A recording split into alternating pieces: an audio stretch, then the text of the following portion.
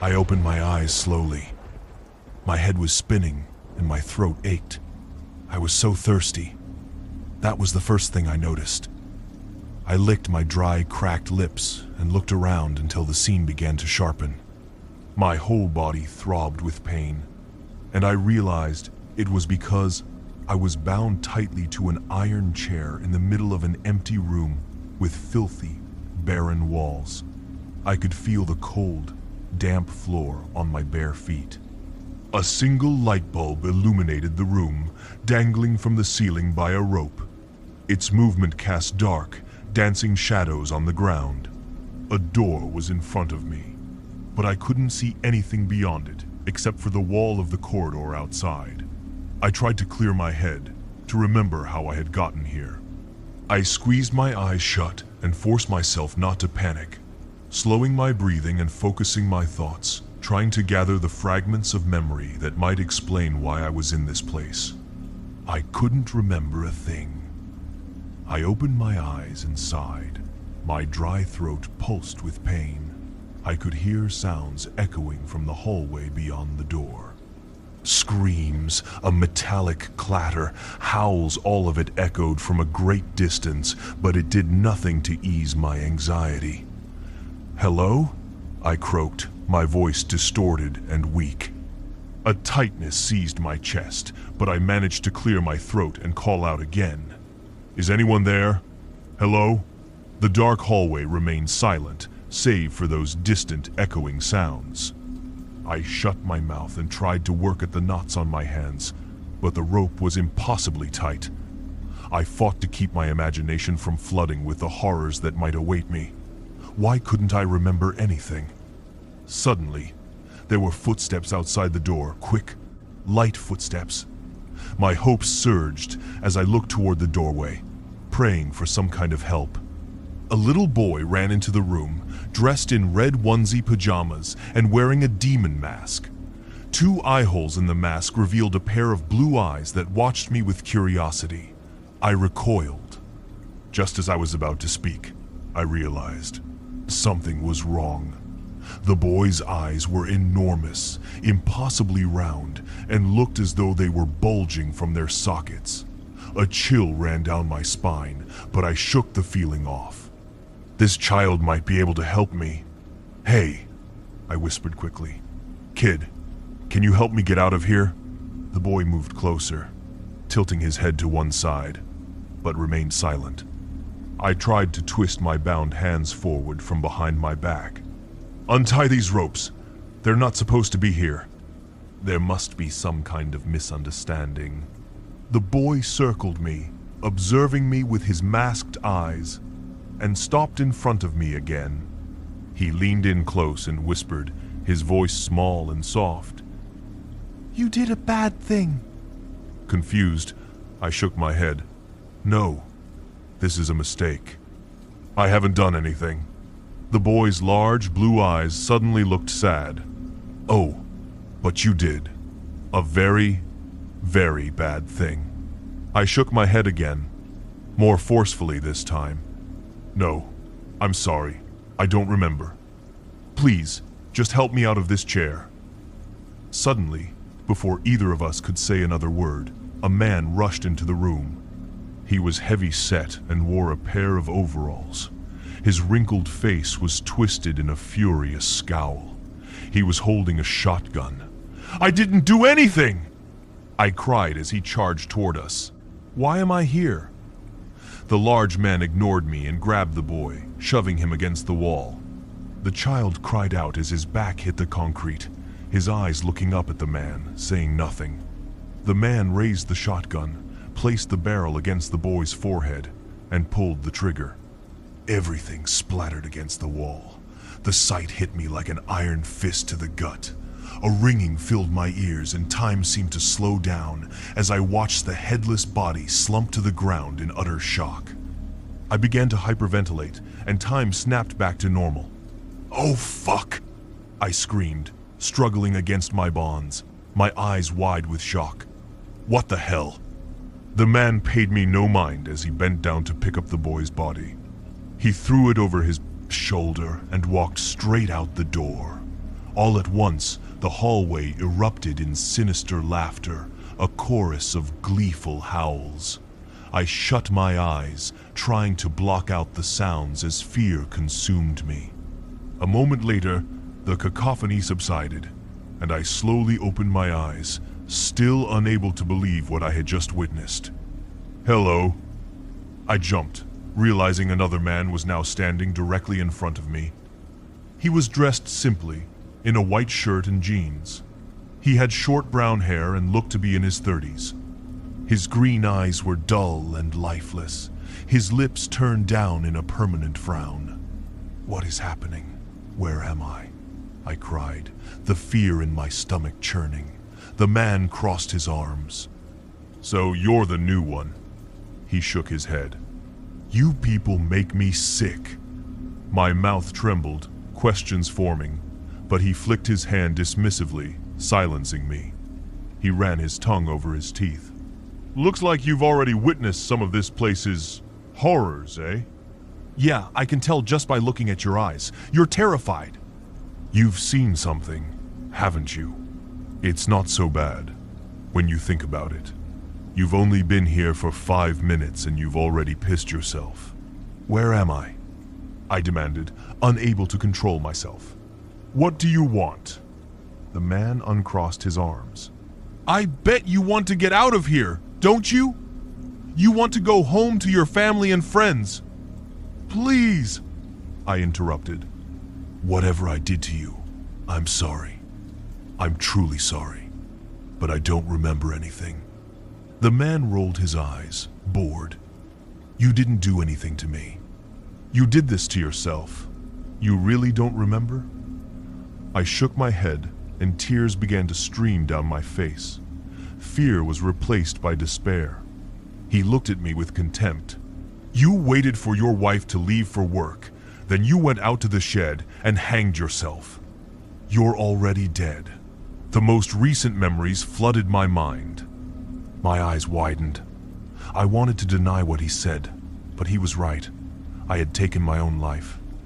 The event replayed in my mind like a bullet, leaving me trembling. "Anyway, I'm Danny," the man said, ignoring the look of shock on my face.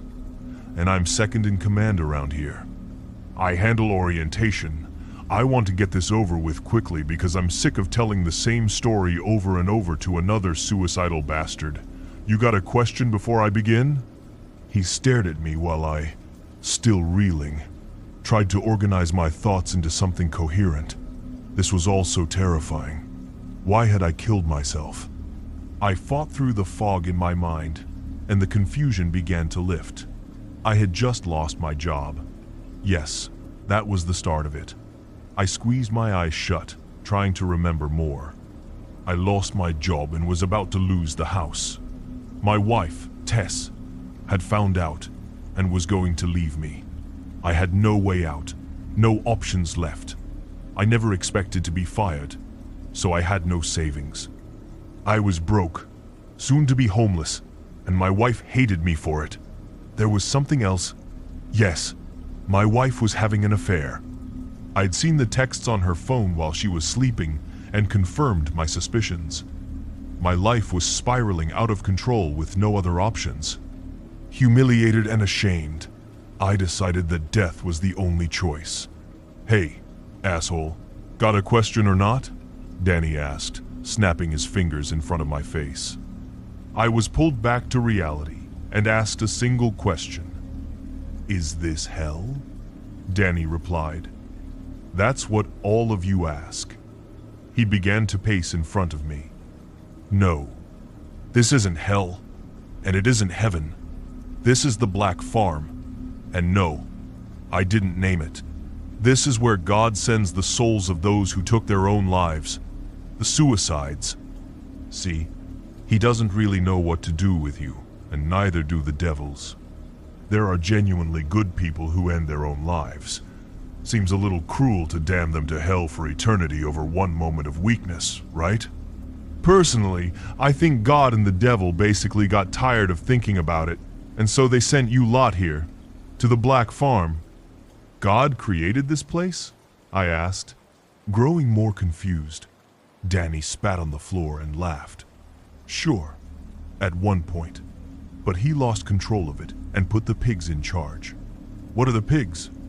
I asked, not sure I wanted to know the answer. Danny held up a hand, annoyed. Can I finish, you prick? God made this place a long, long time ago, put the pigs in charge, and forgot about it for a while. Well, with his back turned, the pigs decided to use their newfound power to try and create a little world of their own. The chaotic nightmare you see all around you is what's left of that experiment. The Black Farm used to be a lot better than this, but the pigs wanted things to be different. They wanted to create a world in their image. The people you see here, these monsters, they are the pigs' attempts at creating living beings. Instead of another version of God's earth, these horrible abominations are full of sin and hate, and they run amok. It's chaos. The Black Farm is a circus of freaks and monsters, and you're here for eternity. Fear simmered inside me like hot oil. No, this couldn't be my end. I didn't believe in things like this. This wasn't real. I'd wake up soon and realize it was all just a nightmare. Sure. Danny stood over me and slapped me across the face. Hey, don't get too excited. I'm not finished. I looked up at him with watery eyes. Danny smiled. You can always feed the pigs. The breath escaped my lungs in a hot rush. What does that mean? Danny spread his arms wide, still smiling. It's simple. Feed the pigs. If you do, there's a chance you'll be sent back to your old life. And what happens if I'm not sent back? I stammered. You'll be sent to hell. So, flip a coin. Stay here with us, or feed the pigs. If you choose to stay, I'll let you go right out there. He gestured toward the door. But let me warn you, what's waiting for you down that hall, well, it might as well be hell. I swallowed hard, trying to process all this. Why wouldn't I try feeding the pigs? Whatever. It meant there was a sliver of hope. I would take it. Stay forever in the Black Farm, be sent to hell, or feed the pigs. I would do anything for a chance to go back. This nightmare made the problems in my life seem like nothing. Danny held up a hand before I could speak. I'll let you think for a bit. I'll be back. I want to feed the pigs! I cried, not wanting to spend another second in this room. I could hear a woman crying down the hall now. Her cries were rising in pitch, as if being suppressed by something. My breathing grew ragged, my throat still raw. Danny registered the sound and winced. Sounds nasty, he said under his breath as the woman's voice softened into pained moans. Something was hitting her, something big, and I didn't want my imagination to get the better of me. Please, I gasped, unable to catch my breath. Let me feed the pigs. I don't want to be here any longer. Danny turned his back to me. I'll be back. Enjoy your time alone. Really think about the situation you're in. All the options here carry weight. And remember, you did this to yourself. And with that, he was gone, leaving me in the dimly lit room. The water, dripping, staring at me, was an armless man. He slithered across the floor like a worm. His bald head was caked in filth, his legs bound together with wire, forcing him to wriggle to move. His eyes had no lids and were wide open, two bloodshot orbs that stared up at me with ravenous hunger. His teeth had been removed and replaced with long screws driven straight into his gums. A chain was wrapped around his neck. I followed the chain with my eyes to see where it led. Outside the door, holding the other end of the chain, was a tall, naked man. His skin was smooth and saggy, covered in scales, just like his armless pet. A soiled bag was pulled over his head, revealing only a single, bloodshot eye that stared right at me. He just stared, his hand hiding his genitals. His breathing was heavy and labored. As the armless man began to crawl toward me again, the tall one started moving his hand. I screamed as the screw-filled mouth bit at me again. My cries only seemed to excite the naked man more. "Get off me! Stop!"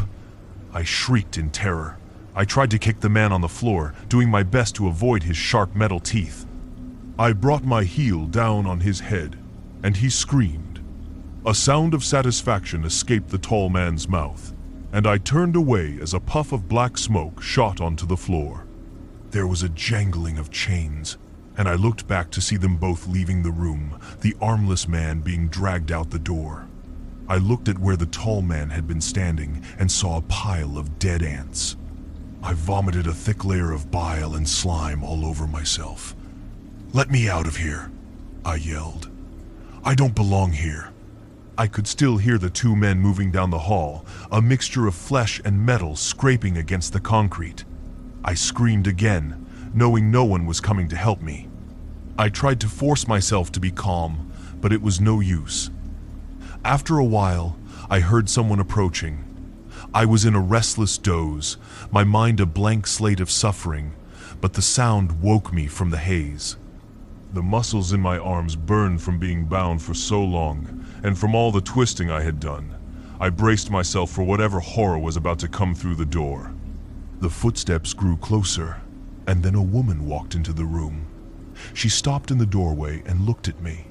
She was missing an eye, a deep black hole in its place. Her hair was greasy and tangled, a matted brown nest. Her skin was pale but dirty. She was dressed in rags. I couldn't guess her age, but I could tell by her one good eye that she was a grown woman. "Still thinking?" she asked in a raspy voice. "What?" She took a shaky step forward. "Are you still thinking about whether or not to feed the pigs?" I watched her cautiously. "Yes. Who are you? What do you want?" "I was in your position once," she said, trying to decide my fate. I couldn't believe this was happening. What happens after we die? It's not what I was taught. Religion didn't warn me about this place. I continued to struggle with my bindings as I asked, "You killed yourself too? Another one like me? You're not one of those creatures?" She snorted. "It breaks my heart that you have to ask that question." She touched the empty socket where her eye used to be. "Though I understand your caution. Yes, I killed myself. I've been here for a very, very long time, but that was my choice. I decided to take my chances here." I nodded toward the door. "What's out there?" She sighed heavily and leaned against the wall. "I don't even know where to begin. It's not like any place you've ever seen. You go down that hall and you enter it, and..." She swallowed hard. "You'll understand when you see it. Is it that bad? Why do all the freaks here want to maim and kill each other?" She leaned her head back against the wall and said, "It would take years to fully understand this place. You don't have that kind of time. You have to decide now. Stay or feed the pigs. They tell me hell is worse than this, but it can't be by much. The monsters and the suicides mingle in the Black Farm, killing, raping, destroying. And every day you wake up wondering how long you have until you're killed. It's a never-ending cycle." "Then why did you stay?" I pressed. "Why didn't you feed the pigs?" "I don't even know what it means, but I'll do anything for a chance to go back. I can't stay here. I can't." She gave me a sad smile. "Why? Why did I choose this?" "It's simple, really. I'm a coward. I was a coward in life, and I'm a coward in death. When I was given the options, when that moment came, I chose to stay here. I didn't know what was waiting for me out there. It was simply a choice I made out of fear." "What are the pigs? What did they do to you?" I asked. She suddenly turned to leave. "I think you'll have to find that out for yourself, but I have one word of warning. Think long and hard before you make your final decision. Sometimes, suffering to overcome fear is better than suffering for eternity. Be brave." "What should I do?" I called after her, struggling in my chair as she walked out the door. She stopped and looked back over her shoulder one last time. Her eye locked on to mine as she spoke in a whisper. "Feed the pigs." Then she was gone. I sat there in the silence again, my mind reeling, desperately weighing my options. I still couldn't fully comprehend the situation I was in. It was too much, too overwhelming.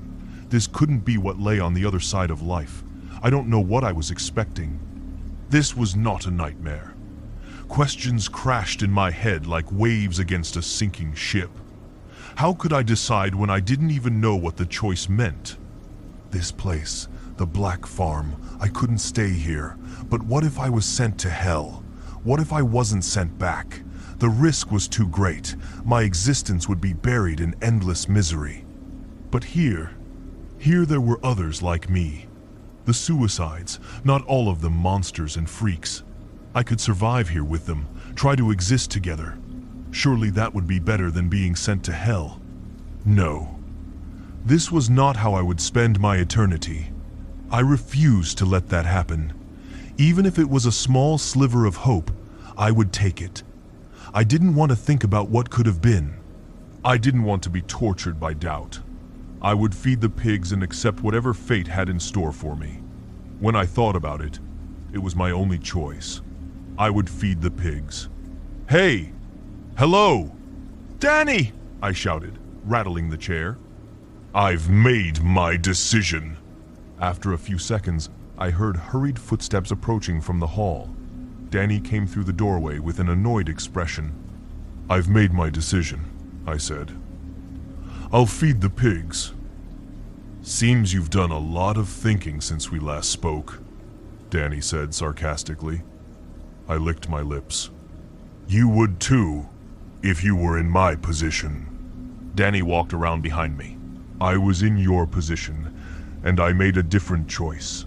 My eyes widened as Danny pulled a thin cloth over my head, blindfolding me. I took the deepest breath I could, but it still felt hollow. I felt Danny untying me from the chair, and my body sagged as my strained muscles were finally freed. I stretched my chest and popped my knuckles with satisfaction, pulling my fingers behind my back as my joints cracked. "Keep the blindfold on and follow me," Danny said as he helped me to my feet. My legs trembled as I put my weight on them. I felt weak after being in one position for so long. My hands reached out blindly and found Danny's shoulder. I placed my hands on it as he led us out of the room. As we entered the hallway, I was suddenly aware of sounds I hadn't noticed before. The clanking of metal, the tearing of flesh, the sound of something vomiting. The noises were so vivid in my ears, painting a horrifying picture for my already haunted imagination. I gripped Danny's shoulder tighter, stumbling behind him, my heart hammering in my chest. I heard something following us, but Danny didn't seem concerned. A wet, sloppy sound moved across the concrete a few inches behind us, and I suddenly felt hot breath on my neck, followed by a wet clicking of a tongue. My breathing became quicker and heavier as fear constricted my throat. "Going to feed the pig," something whispered in my ear. I felt it sticking very close to my head, and I tried not to think about what it was doing to me. It was wet and sloppy. I could hear it snorting and hawking. "It's a very hungry pig. Make sure it gets enough to eat," the creature whispered again, its voice low and unlike anything I had ever heard. It was a series of growls and moans garbled together to form distorted words. To my relief, I heard the thing back away and stop following us. I continued to follow Danny. He remained silent as we walked down the hall. I could feel a change in the air around us. The heat was becoming cooler. It was quite pleasant until the temperature continued to drop, and soon I was shivering miserably from the cold. I couldn't see, but I could feel a cool breeze on my face, as if we were outdoors. I hadn't heard Danny open a door, but nothing about this place was natural. It was like reality folding in on itself, or film melting and running together. As my teeth were chattering, I was suddenly hit by a blast of extreme heat that made me hold my breath. My feet got tangled as the terrain changed, and suddenly I was walking on a warm metal floor. I was overwhelmed by the sound of furnaces and the grinding of machinery. I couldn't see, but I felt like there was a huge, open space above me. I smelled ash and tasted dirt in my nose. My back was drenched in sweat. Suddenly, I bumped into Danny as he stopped. I took a few quick steps back and muttered an apology. I could hear movement in front of me. The clanking of chains with the weird clicking sound of the metal floor. Something was snorting too. And then the room was filled with the deafening squeal of a pig. I covered my ears, the sound threatening to shatter the walls, my head throbbing.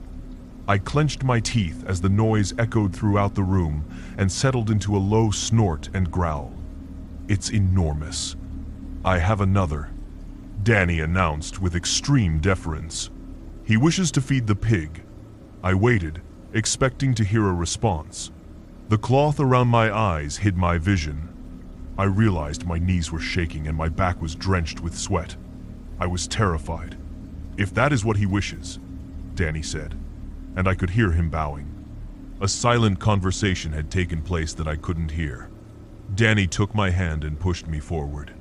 Go to the pig, he instructed. My body froze and my knees locked. Deprived of my sight, I held my arms out, trying to keep my balance. The heat and the smell of ash made me sick. I felt like I was going to vomit, my stomach rolling like a dead sea. I didn't know where I was or what horror lay in front of me. I felt lost and small. A tear escaped my eye and soaked into the cloth around my face. Please, I pleaded. Will you tell me what's happening? Danny was suddenly behind me again, pushing me forward. He guided my hands toward something as we walked in unison.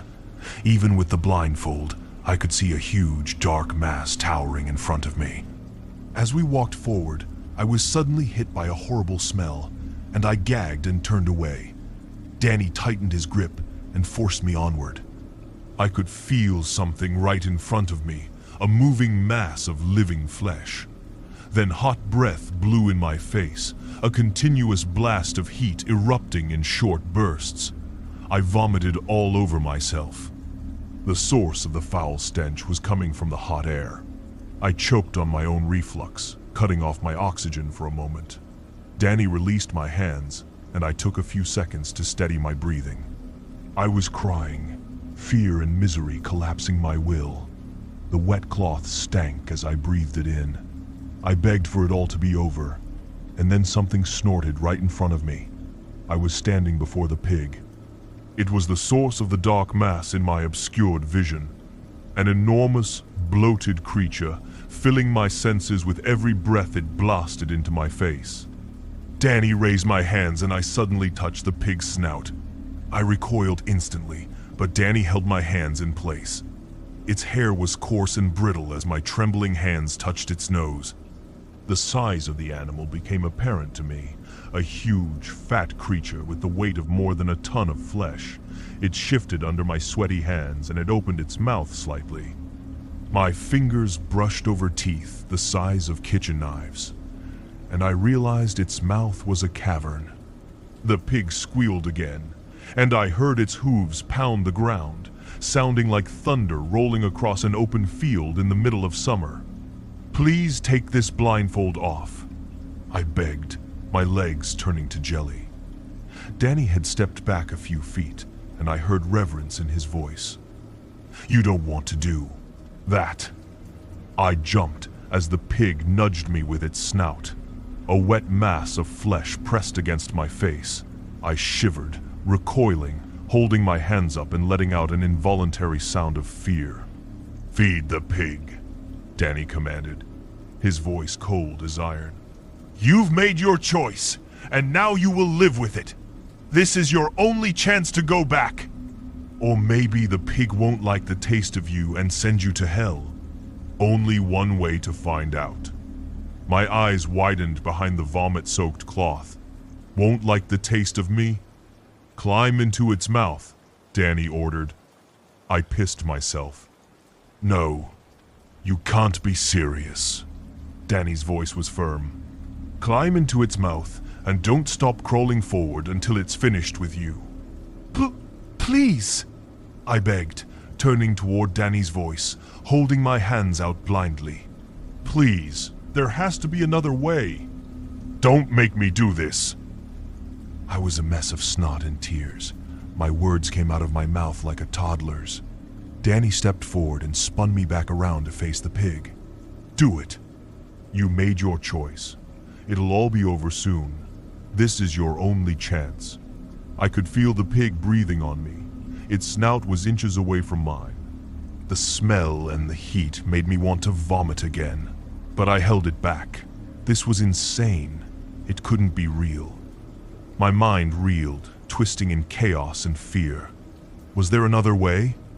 I couldn't do this. I couldn't. Suddenly, I remembered the woman's words. Sometimes, suffering through fear is better than suffering for eternity. Be brave. My trembling hands reached for the pig and grabbed its thick hair. I felt it slowly lower its head and open its mouth. It was waiting for me. Its thick, hot breath blasted into my nose. This was the point of no return. I slowly grabbed its teeth and pulled myself toward the jaw. Its head was at a downward angle, so I was lying prone on a 45-degree slant. Its wet tongue flattened beneath me, and I trembled so badly I could barely breathe. Tears soaked my blindfold, and my heart hammered against my ribs. I slowly brought my hands forward and found another tooth to grab onto. Gritting my teeth, I pulled my body into its mouth, past my knees. The pig lifted its head, and I was suddenly horizontal on its tongue. Saliva and slime ran all over me, and the heat was so intense I nearly passed out. My head hit its incisors with a clack as I pulled myself further in. Its inner cheek pressed against me, closing my body in like a wet, fleshy coffin. Screaming in terror, I reached my hands forward and grabbed more teeth. I pulled myself deeper into its mouth. I was in up to my waist, and I felt my legs slip past its lips. My entire body was covered in slime, and I began to sob. I grabbed for another tooth in the darkness, and that's when the pig started to chew. I screamed in absolute agony as my body was compressed between its massive teeth. I heard my legs snap instantly and felt the bones burst through my skin. I shook violently as my body convulsed in shock, a mangled mess of blood and pain. Its tongue pushed me further into its mouth, and I felt it bite down on my shoulder. My eyes bulged in their sockets as I screamed. A hot blast of air shot down my collarbone. I vomited uncontrollably, unable to help myself. Pain consumed me. I kept crawling, screaming, my bloodshot eyes wide with intensity. I reached my good arm forward, wet with drool, searching for another tooth. I clenched my teeth, blood spraying between them as my fingers gripped something solid. The pig bit down again, its tongue twisting my body so its teeth came down on my knees. The pain threatened to make me pass out, but my screams forced my eyes to stay open. God, make it stop, I yelled, my trembling hand still gripping the tooth ahead. Please stop. I clenched my teeth so hard they broke. I screamed as I slowly pulled my mangled body deeper into its mouth. Something was changing. Its tightening throat closed around my head, and I realized I was almost through. Come on! Come on! I pleaded, my vocal cords cracking. I reached forward and grabbed a thick flap of flesh. My head popped through, and the pig bit down on me again. I gasped, blood gushing from my mouth in a great red torrent. Its teeth pierced through my stomach, devouring my insides like swollen noodles. I was too shocked to scream. With the last of my strength, as the blackness took me, I lunged forward and felt myself sliding down its throat. Darkness. I screamed. The heat was so intense, I thought I was going to melt. Something was banging on metal. Colors and images flashed through my mind so quickly I could only recognize their shapes. Blood filled my eyes. I felt like I was going to keep falling forever. Suddenly, my eyes shot open and I fell. Breath rushed back into my lungs like a pure, wonderful wave. My face slammed into a wooden floor and I cried out as I felt my nose break. I tasted my own blood. I had stopped falling, but a fire burned in my throat, and I was impossibly thirsty. I was lying on the floor. I slowly opened my eyes again, and the blackness began to fade. Colors started to appear, and things came into focus. I was in my wooden shed. My hands went to my throat and I gripped it. There was the rope I had used to hang myself. But now, it had been severed, freeing me from death's grip. Relief washed over me in a tidal wave of gratitude. I curled up on the floor and sobbed, my tears streaming onto the dirty floorboards. My body shook as I cried, wet noises escaping my trembling lips. I had been spared. I was alive again. From my place on the floor, I looked up. My voice was broken. Thank you, God. Thank you. I fell into another fit of uncontrollable sobs. I promise, I won't waste my life again. I promise, I will make things right. I'll fix everything. I don't know how long it was before I got to my feet. Time seemed to stretch on forever. My mind refused to remember the horror of what I had just witnessed, but I knew I would do everything I could to make the most of my life. I would live every day to its fullest. I would dedicate myself to helping others. I would help other suicides and try to save them from what awaited them at the Black Farm. I didn't want anyone else to witness the horror of what suicide brings. I didn't want anyone else to have to feed the pigs.